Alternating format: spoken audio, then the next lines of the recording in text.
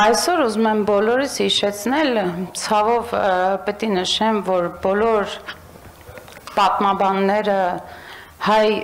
հրապարակախոսները եւ գրականագետները շատ ավելի շատ են եւ մեր դպրոցական եւ համասարանական կյանքում շեշտվում, քան Լեոն, բայց ես այսօր Լեոյից, պատմաբան Լեոյից պետք է մի հատված կարդամ եւ շարունակեմ խոսքս, հատվածը ցիտում եմ բառացիորեն։ Խոսքը գնում է 1880-ականների մասին։ Կոմիտեն մի ամբողջ խումբ կազմակերպեց Շուշիի դատարկապորտ երիտասարդներից, որոնք ամեն տեղ հայտնի էին Լոթի անունով։ Մինչև Թիֆլիս հասնելու համար, ուր նրանք պիտի մտնեին կենտրոնական կոմիտեի տրամադրության տակ, այդ լոթիները բավականին փող ստացան, իբրև ճանապարհածախս, բայց դուրս գալով Շուշիից, միայն մի քանի վերստ գնացին մի կողմ թողնելով խճուղին, գնացին Խանքենդի։ Եվ մի ամբողջ շաբաթ քեֆ անելուց ու փողերը մսխելուց հետո վերադարձան քաղաք։ Եվ այստեղ պատմաբանը մի ընդհատեք, հարգելի Տիկին Բոստանջան, ես ձեզ իկերով չեմ դիմում, հարգարժան քաղաքացի, իմ շատ սիրելի երևանցի, կներեք Տիկին Վարդանյան, դուք խոսքից զրկվում եք, իմ շատ սիրելի երևանցի, առանց խոսքից զրկվում եք այսօրվա նիստի ընթացքում,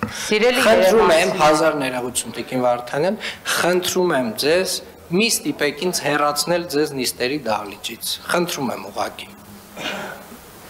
կներեք Տիկին Վարդանյան։ Եվ ամենավերջի նախադասությունը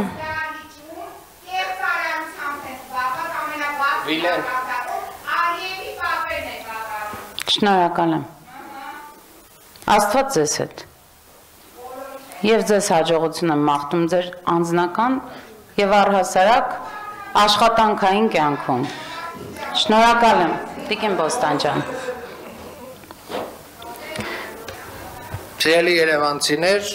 Տիկին Բոստանջանը Երևան քաղաքի ավականու անդամ է, նաև ձեր քվեի շնորհիվ։ Խնդրեմ Տիկին Վարդանյան։ Եվ ամենավերջում Լեոն ցիտում է հետևյալը, ես խնդրում եմ, որ ամենայն ուշադրությամբ բոլորս այստեղ նստած եւ ոչ միայն այստեղ, ամեն մեկը տանը իրեն այդ հարցը տա։ Աբդուլ Համիդը բախտավոր աստղի տակ էր ծնվել, թե չէ։ Եվ այստեղ ինքը դնում է բազմակետեր։ Գիտեք, ես արցունքով եմ լացել այս տողերը, որ կարդացել եմ, եւ հիմա էլ ինձ համար հուզական են այս տողերը, ինչի, որովհետեւ ամենադժվար բանը կյանքում հայելու մեջ նայելն է, ամենադժվար։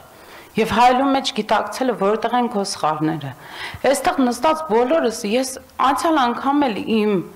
ելույթի ժամանակ փորձեցի շատ ավելի մեղմ, ես գիտեմ, որ այսօրվա իմ ելույթը շատ ավելի կոպիտ է, ավելի մեղմ փորձեցի բոլորիս այդ հարցը տալ։ Մի հատ գնացեք տուն, հայելու մեջ նայեք, որտեղ է մեր մեղքը։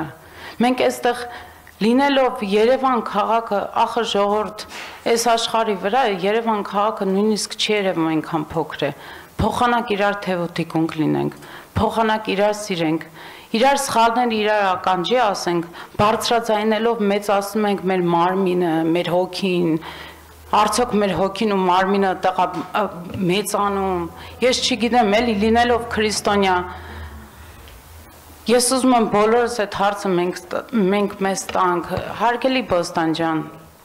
դուք թողեցիք, գնացիք, այս հարցը նաև ձեզ էր վերաբերում։ Ես ձեզ էլ եմ սիրում, ես սիրում եմ այստեղ նստած բոլորիդ անկախ ամեն ինչից, ով է կուսակցական, ով չի կուսակցական, ով որտեղ է, ով ինչի է սպայն է այստեղ, ով ինչի է այստեղ չի։ Ես ուզում եմ իսկապես այսօր ոչ թե այստեղ ամեն անգամ տհաճության վերածենք այս նիստը երևանցիները, հետո ամեն մեկիս անկախ իրանց ընտրության հնարավորությունից եւ ընտրությունից կամ բարձրացնեն, որ ես վստահ եմ, որ բոլորիդ գալիս ասում են, այս ինչ տհաճ է ձեր նիստերը։ Արդյոք մենք էս ենք ուզում ժողովուրդ։ Այն ինչ որ ցիտել է Լեոն 1880-ականներին ժողովուրդ, մենք միթե մենք ոչինչ չենք կարող փոխել։ Հիմար մարդու պատմությունն է,